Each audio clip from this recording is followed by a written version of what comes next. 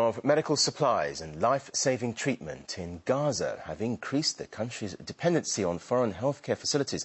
But the Israeli blockade and travel restrictions only make the patients' suffering worse and put their lives in danger. Gaza children battling cancer gathered in protest against the poor medical conditions and appealed for entry permits to other countries. An oasis of hope for children suffering from cancer. It's an Israeli hospital where 1 in 2 cancer patients comes from Gaza. Mahmoud Abu Jarad is 4 years old. He's had stomach cancer for 4 months. Muad Sasawi Kelis is 7. He's relapsed 3 times in 3 years from leukemia. We get patients from Gaza every single day. They send us a fax, which is usually a very short letter from the doctor in Gaza who asks to take care of this specific child. Usually we have to send a letter to the border so that the child will be allowed into the country. But most children with cancer never make it out of Gaza, like the hundreds who've come here to protest. Some were brought directly from hospital, where shabby equipment, poor training and corruption means that many of them will die before the year is out. I've had blood cancer since I was small. Those who don't let us get the treatment we need in order to survive must be ashamed of what they do. For us, to get hospital treatment requires great luck.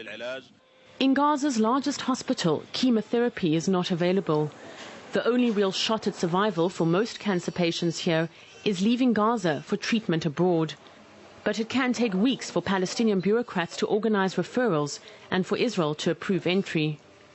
Last week, Jerusalem announced it was easing the blockade on Gaza, but it hasn't improved the situation by much for those needing urgent specialist medical treatment.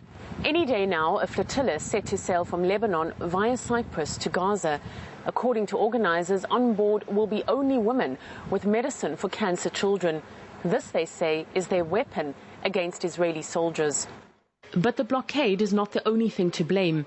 Rivalry between Palestinian factions has brought accusations that Hamas, which governs Gaza, has been trying to score political points by preventing Gazans from getting treatment abroad. I think Hamas is trying to instigate a new crisis in Gaza. The official institutions that are to direct patients to special clinics are under the Hamas control. Hamas rejects the accusations. It's difficult to know just how desperate is the situation in Gaza. Israeli doctors have been stopped from trying to help. We have been continuously asking for the permit to get into Gaza throughout the last 2 years. So we don't really know what's the actual situation. There is a problem of access, of availability of medications. And as long as that problem continues, the chances of a child in Gaza overcoming cancer lessens. And each day a child spends in Gaza comes closer to it being their last. Paul Islia, RT, Tel Aviv.